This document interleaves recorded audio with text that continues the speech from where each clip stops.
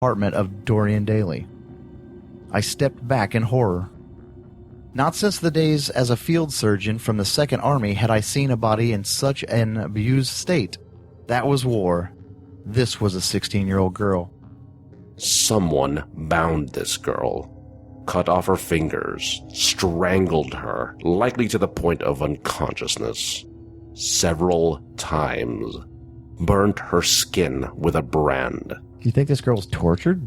Yes, Doctor. She was. All the city was concerned with was the cause of death.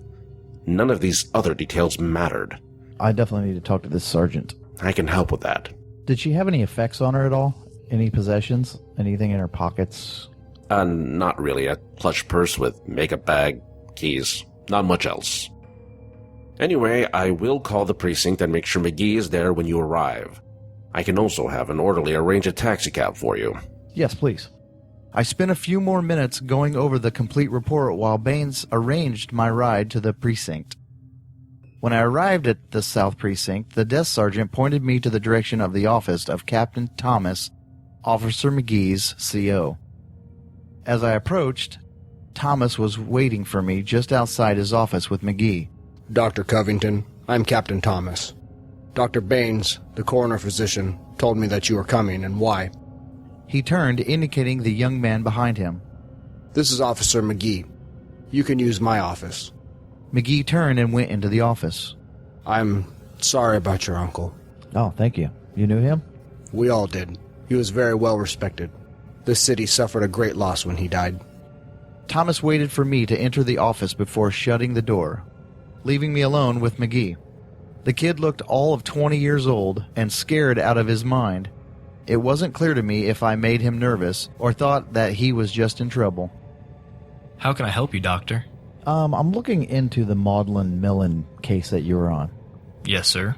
Well, the report filed, there's a second page missing to the actual report that was filed. Explain that. He looked at me for a moment in genuine confusion. If anything is missing, you'd have to check the city clerk's office. He thought to himself for a time and then looked at me. If there are any specifics that you need, I remember it pretty clearly. Yeah, I was just at the coroner's office, and me and Dr. Baines, he was helping me go through some things, and he's got the actual report that he did, and it's not with the same as the one that was filed. He's got a whole second page to it, and there's a lot of abuse to this body that's not been reported. Well, she was in pretty bad shape when I came on the scene. I was walking my beat on Broadway, near Lyon Park, when I heard a car brake heavily and a scream. When I arrived, the motorist had gotten out and Miss Milne was laying on the street. So you were there before she died? No, sir, not really. I was walking my beat. Oh. The motorist stated that she didn't see Miss Milne until it was too late. She said it appeared that Miss Milne was running from something. I can believe that. She was abused. I don't know anything about that, sir, but she was hurt pretty badly when I arrived. If she was abused prior to the accident, I couldn't tell. There was a lot of blood. There was evidence of bruising and 2 missing fingers, not to mention the burn on her back. I don't know anything about that, sir. I rode with her in the back of the motorist vehicle, but she died before we could get to Alexian Brothers. Did she tell you anything? Well, yeah, she did. She didn't make much sense. I mean, what was her last dying words? It was weird. She kept on talking about some boy and a baby.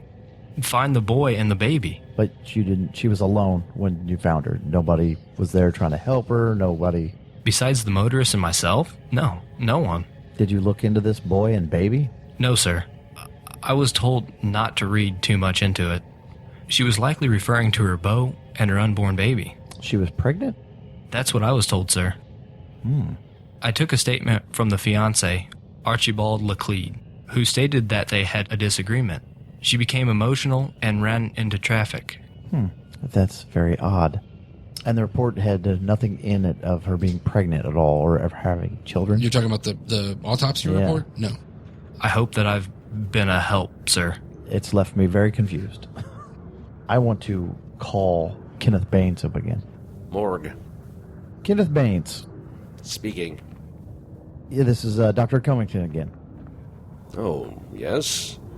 On your autopsy, did you find anything that she had had a baby or had a miscarriage or anything like that? No. She wasn't pregnant or anything? No. Miss Millen's maidenhead was intact.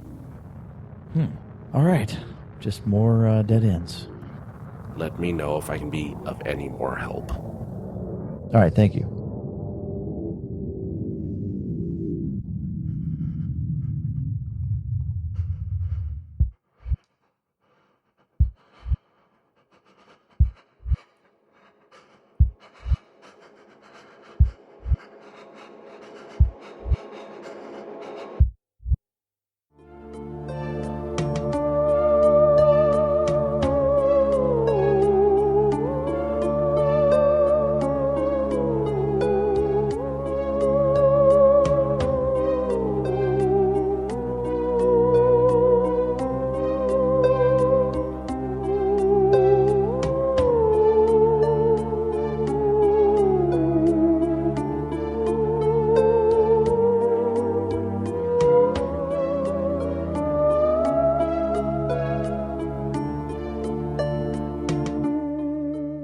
Thank you for listening.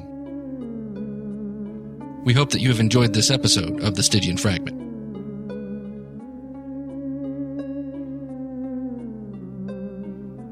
Please check for further episodes posted on our website, gamerstable.com.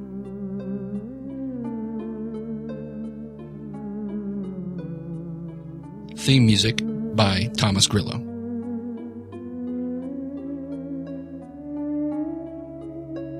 Background music by Musica, Cthulhiana.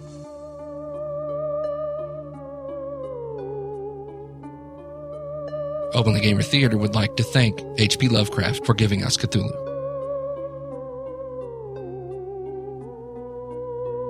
Any commercial use of this production is prohibited. Call of Cthulhu role-playing game is property of Chaosium Incorporated.